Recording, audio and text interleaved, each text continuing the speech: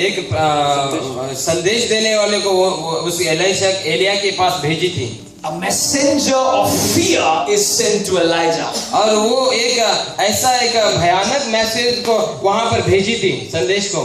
The enemy has sent his messengers to the church to bind us and to put us in fear many times. और काफी समय हमारा जो विरोधी है वो भी हमें ऐसा ही करता है कि हमें डरा धमकाने के लिए एक संदेश को हमारे बीच में भेजता है। By intimidating you. और वो आपको डरा धमकाने के लिए। By putting a lot of fear in your heart. और बहुत कुछ आपके अंदर डर लाने के लिए। Amen. Amen. And like Elijah, we say, Lord, I can't take anymore. और मुझे अच्छा लगता है जब एलिशा कहने लगा, प्रभु मैं आगे कुछ कर नहीं सकता। Lord, I will come to church. लेकिन मैं चर्च को आऊंगा। I will give my tithe, Lord. और मैं दशमांश भी दे दूंगा। I will come for all the prayer meetings, Lord. और सारे प्रेयर मीटिंग को भी मैं आ जाऊंगा। But don't tell me to get into spiritual warfare, Lord. लेकिन मैं आत्मिक युद्ध के लिए मुझे मत बुलाओ प्रभु। I'm dead, Lord. और मैं वहाँ पर हूँ। I've had enough. और मुझे बहुत हो गया। Read verse 5. अब 5वां वचन पढ़े। And he lay down and slept under the tree, and behold, there was an angel touching him, and he said, Arise and eat. और वहाँ वह झाऊ के पेड़ तले लेटकर सो गया, और देखो एक दूत ने उसे छू कर कहा, उठकर खा। उसने दृष्टि करके क्या देखा कि मेरे सिराने के पत्थर पर पकी हुई एक रोटी और एक सुराही पानी रखा है। तब उसने खाया और पिया और फिर लेट गया। Angel didn't say, Arise, eat and go to sleep. और स्वर्गदूत ने ये नहीं कहा कि तुम जाकर वापस सो जाओ। Is that written in the Bible? वहाँ पर कौन सा भी बाइबल में ऐसा लिखा है क्या? Hebrew, Greek, any Bible? Hebrew Greek जो भी है दूसरी भाषा में। Angel said, Arise, come on, arise. और ये उस स्वर्गदूत आकर कहने लगा कि उठ जाओ, खड़ा हो जाओ। Elijah says, Okay. और एलिशा कहा ठीक है, I will arise. और मैं उठ जाता हूँ, I will eat. और मैं खा लेता हूँ, I'll come to the church. और मैं चर्च को आता हूँ, I'll eat the word. और मैं वचन को भी खाता हूँ, I'll enjoy the goosebumps that come when I worship. और जब आता हूँ मुझे वो जो मुझे अच्छे लगते हैं जब आराधना होता है। Monday to Friday I'll sleep, Lord. और मंडे से फ्राइडे तक मैं सो जाता हूँ प्रभु। He goes back to sleep. और वो वापस सोने के लिए चला जाता है। And then the angel comes back. और दोबारा वो स्वर्गदूत आता है। And he says, Mr. Elijah. और वो कहता है कि हे एलिशा, Arise and eat. और उठकर खा ले। Read that. Come on, verse 7. उसको ये 7वां वचन को पढ़े आप। The angel of the Lord came back a second time and touched him and said, Get up and eat, for the journey is too much for you. So the angel says, Listen, Elijah, I didn't tell you arise, eat and sleep. और वो उसने ये नहीं कहा कि सो जा, परंतु हे एलिया उठ जा।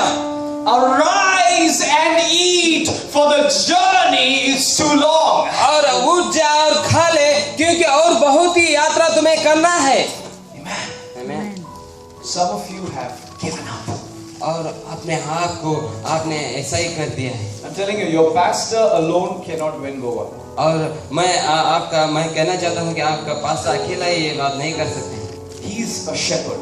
और वो जो है वो चरवाहा है। The sheep has to go with him. और हमेशा जो है भेड़ उसके संग चलती है। You cannot give up.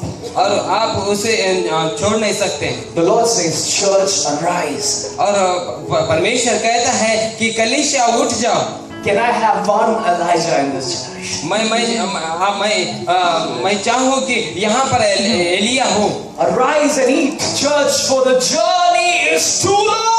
और उठ जाए कलीसिया और खा ले, क्योंकि आपको यह बहुत यात्रा करनी है। You have lot more territories to conquer.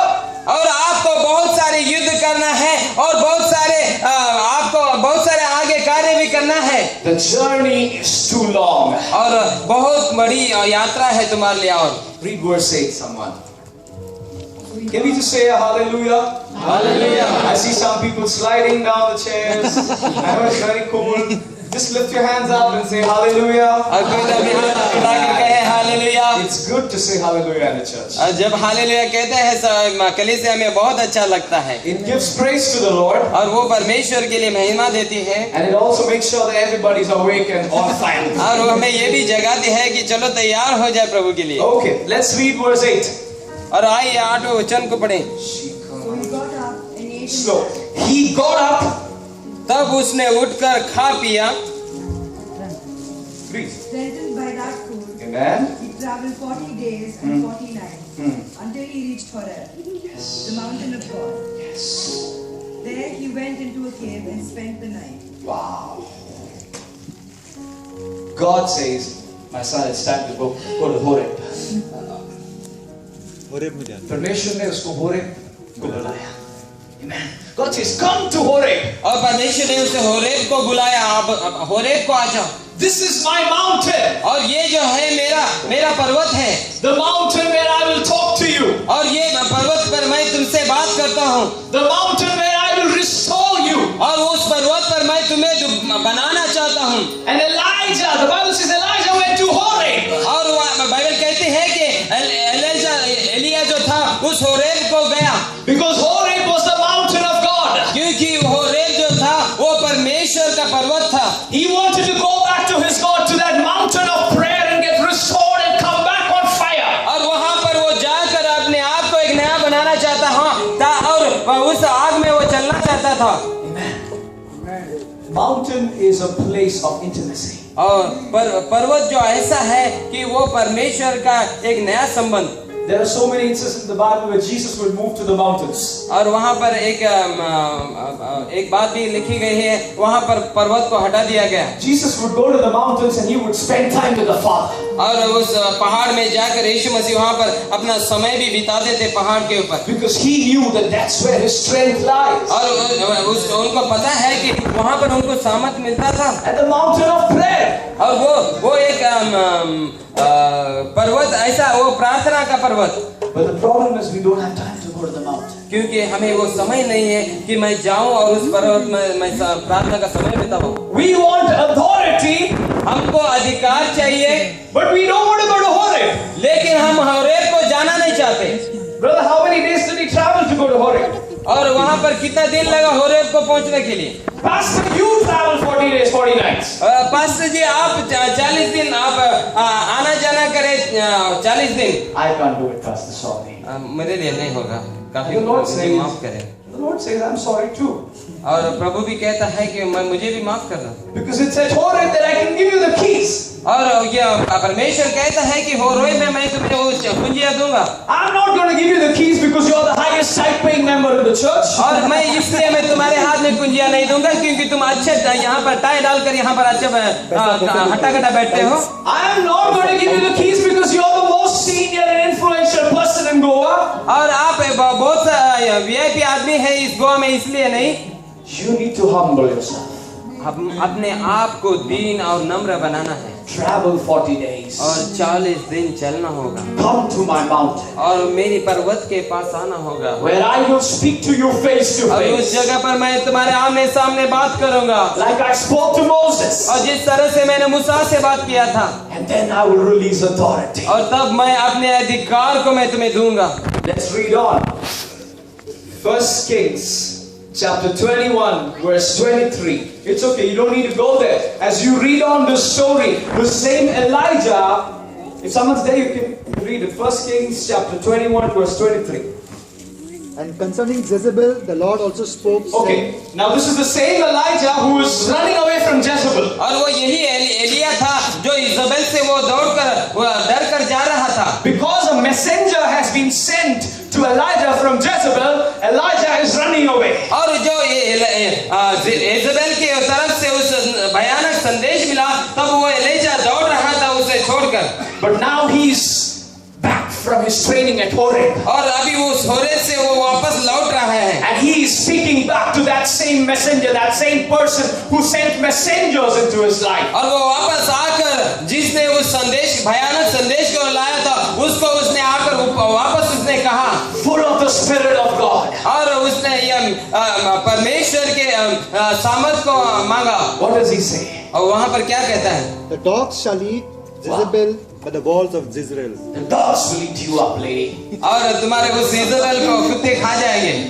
This is the same man who is afraid and is running from Jezebel. और वही इंसान है इज़बेल में उसका संदेश को देखकर ही भागने लगा था। Who is living under Jezebel's oppression. और वो इज़बेल की उस डर के मारे में वो जी रहा था। But now he is back from Horeb. और लेकिन वो अभी होरेब को जाकर लौट गया था। He's got the Holy Spirit of God upon him. और उस पर परमेश्वर की आत्मा थी और उस परमेश्वर की आत्मा के दौरान वो आया। And to the same enemy who has been speaking to him and he has been listening. और जिसे उसने सुना था जो उसका विरोधी था।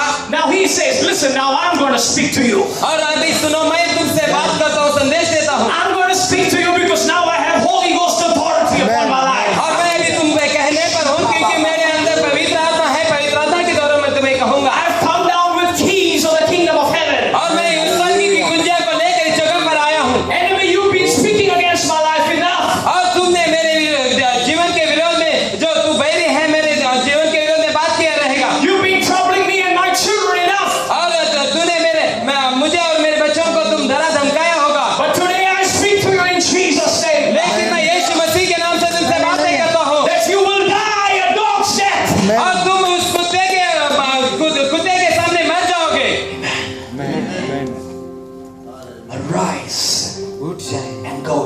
और चले For you have a long way to go. क्योंकि आपको बहुत यात्रा The करनी journey is too long, church. है। और ये यात्रा जो है बहुत लंबी है प्रिय। We need to bring God's kingdom, His kingdom manifestation in this land. और हमें उस स्वर्ग के उस राज्य को यहाँ इस जगह पर पृथ्वी पर लाना होगा। I'm telling you, it's a waste if you can't do that. अगर मैं कहना चाहता हूँ अगर आप इस बात को नहीं कर रहे हैं तो ये सारी बातें व्यर्थ में चली जाएगी। Because God is not interested in your money or your wealth or all that you can take. क्योंकि परमेश्वर आपके धन दौलत से या आपके कार बंगले से वो मायने नहीं रखता। He is interested in bringing His kingdom and go ahead. Amen. और वो उस बात पर मायने रखता है कि उस स्वर्ग को इस गोवा में लाने के लिए। It's your choice. और ये आपके हाथ में है। Amen. आमीन। Behold, I give you keys. और आप रुके रहे और मैं तुम्हें स्वर्ग की कुंजियां दूंगा। International Standard Version, whatever you prohibit on earth. और वहाँ पर इंटरनेशनल स्टैंडर्ड वर्जन में लिखा है इस स्वर्ग में जो कुछ तुम आप प्रोहिबिट करेंगे I will prohibit that. और वो जो आप इस जगह पर रुकेंगे वो वहाँ पर भी रोका जाएगा। Whatever you permit on earth, और जो कुछ भी आप इस पृथ्वी पर परमिट करेंगे I shall permit it there. और वो वहीं पर भी ऊपर भी हो जाएगा। Think about it, church. Don't you find that interesting? और आप सोचिए उस बात को और आपको इंटरेस्ट नहीं लग रहा है कि इस बात में To move in authority. और आप अधिकार में चलना है। Nephi, please, can you just? I want to say something which shouldn't be.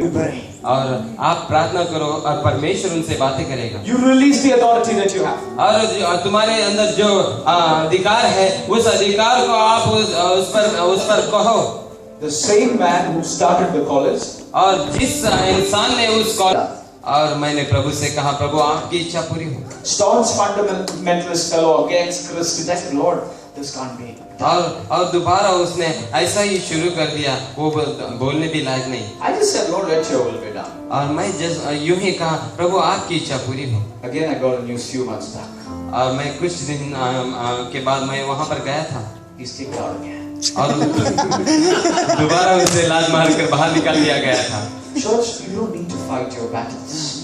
कलीसिया आप अपने युद्ध के लिए आपको लड़ने की जरूरत नहीं है। Only if you're ready to go to Horeb and get your keys of authority. सिर्फ आपको ये करना होगा कि आप होरेब पर्वत पर जाना होगा और आपकी कुंजी को लेना होगा। Are you ready for that? आप तैयार हैं इस बात के लिए? Exodus 14:14. I will never forget this word. It says, "The Lord will fight for you as you keep silent." और निर्गमन की 14 वचन में लिखा है कि आपका युद्ध नहीं है परमेश्वर आपके लिए युद्ध लड़ेगा। There's someone here. The Lord was telling me, someone has been fighting against your business. और यहाँ पर कोई तो ऐसा व्यक्ति है जो आपके बिजनेस के विरोध में आपके पास कोई लड़ रहा है। The Lord says, "Do not fight them.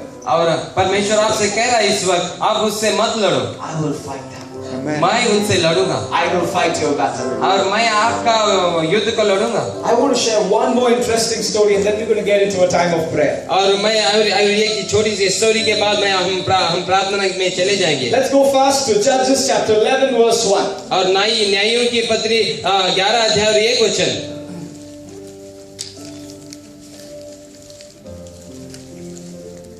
Can we shout a hallelujah? Hallelujah. It's 12:30. ये Hallelujah. 12:30 है। आप जोर से कहें hallelujah. I understand because I've been there too. So, you know, I'm compassionate. और मैं समझ सकता हूँ कि मैं भी एक दिन यहाँ पर आपके जैसे मैं बैठने वाला था। Okay, so can I have a hallelujah, please? Hallelujah. Amen, amen. Okay, anyone there? Judges chapter 11 verse 1. न्यायों की पत्री 11 अध्याय और 1 वचन। Brother, I want you to read it loud. Shout it out. मैं चाहता हूँ कि आप जोर से कहें। Now Jephthah the Gileadite was a mighty man of valor. And Jephthah was a mighty man of war. और जो जफ्ता था वो एक परमेश्वर का युद्धवीर था। This was the time when the Lord had assigned judges. और ये समय था कि वो न्यायों का समय था। Right? All of you know about judges? और आप जानते हैं कि न्यायों का पुस्तक। Yes. So Jephthah was one of the judges. और जो जेफन्याह था वो एक उनमें न्यायों के बीच में से था। And the Lord says about Jephthah that he was a mighty man of war. और परमेश्वर से कहता है कि वो एक महान युद्धवीर था। Say this with me, mighty man of war. और महान युद्धवीर। Years went by. और साल गुजर गए। Jephthah dies. और जेफन्याह वो मर गया। Now the next judge needs to come. और अभी और एक न्यायियों की जरूरत है। Judges chapter 12 और 12 अध्याय verse 7 और वहाँ पर 7 वचन में and 8. और 8। And Jephthah judged Israel 6 years. Amen. And then Jephthah the Gileadite died and was buried in the cities of Gilead. Okay? So this is a very interesting movie scene. और ये एक बहुत इंटरेस्टिंग एक picture का scene है। Jephthah is dead. और जैसा था वो मर गया। He lived a life of war. और वो उसका जीवन जो है एक युद्धवीर के समान जिया। The Lord says he was a mighty man of war. और वो ये वहाँ परमेश्वर कहता है कि वो युद्धवीर एक महावीर था। So when you have a successor, when you have the next person coming in, you expect him to do the same. और आप जब उस जगह पर रहते हैं तब आप ये भी चाहत रखते हैं कि मेरे बाद मेरे जैसा ही एक आदमी वहाँ पर आए। Man, let's see what happens. Come और on. आगे देखेंगे वहाँ पर क्या हो गया। Verse 8. और वहाँ पर 8वां वचन। After his father Bethlehem judged Israel. So then you have Ibzan. Okay, I know these names sound a little difficult. और ये नाम जो है थोड़ा हमें डिफिकल्ट लगता है। Don't worry. आप कोई चिंता ना करें इसके लिए। Say with me, Ibzan. आप कहें मेरे साथ में इंसान। Ibzan. So after Jephthah is dead, you have Ibzan coming. और जेफ्ता के बाद इंसान आया। Amen. What does he do? Verse 9. So interesting. Auntie, will you read it? He had 30 sons. He had 30 sons And he gave 30 daughters in marriage. and 30 daughters whom he gave in marriage. So 30 plus 30? 60। Very good. 30 उसके लड़के थे और 30 लड़कियों को उसने शादी करवा के दी थी। And he judged how many years, Auntie? He had 30 sons and 30 daughters, and the Bible says he judged Israel for 7 years. और वो जो था वो 7 साल इस्राएल के न्याय किया। And the next thing the Bible says in verse 10. Come on, what is verse 10? और वहाँ पर 10वां वचन क्या कहता है? His husband died and was buried at Bethlehem. Ibzan died. Over. Life over. और इंसान मर गया। He had 30 sons. और उसके 30 लड़के थे। This is what the Bible records. 30 sons. और बाइबल कहती है कि उसे 30 बच्चे थे। 30 daughters. और 3 लड़का और 3 लड़कियां। And he married them all. 30 लड़कियां। And he married them all. और उनका सब शादी हो गया। And ruled for 7 years. और उसने 7 साल न्याय किया। Now tell me what is 7 to 12. और 7 12 क्या हो गया? 7 गुना 12 कितना होता है? How much is 7 to 12? 84. Everybody? Where are the kids? Come on, maths. How much is 7 into 12? 84. That kid is saying that. 84 months. और 84 जो महीने, How many children did he have? कितना बच्चे हो जाएंगे आपको? 60. In 84 months, और he got 60 children married. और 84 महीने में उसने 60 बच्चों का उसने शादी करवाया। Can you believe that? आप What विश्वास करते हैं? That means every 1.5 months, approximately, there was a wedding in his house. और हर एक डेढ़ महीने के बाद उसके घर में शादी लगाया जाता था। Last year, I finished arranging my sister's wedding. और मैं पिछला साल मेरी बहन का मैंने शादी लगाव किया। And this year, June, I got married. और ये इस साल का जून में मैंने शादी करके लिया। And I'm telling you, 1.5 months is not enough to organize the next wedding. और सिर्फ डेढ़ महीना काफी नहीं है कि दूसरा और भी एक शादी के लिए तैयार हो जाए। But our man Jephthah, every morning he wakes up and he's like, my daughter's wedding is there. और वो हर दिन वो उठकर जेफ्था जो था वो दौड़कर कहता था कि आज मेरी बेटी की शादी है। Oh, that's in November. वो नवंबर में है। But Jan first week, my son is getting married. और ये जनवरी का पहला हफ्ते में मेरा बेटा शादी करने वाला है। And you have Francis caterers calling Ibzan.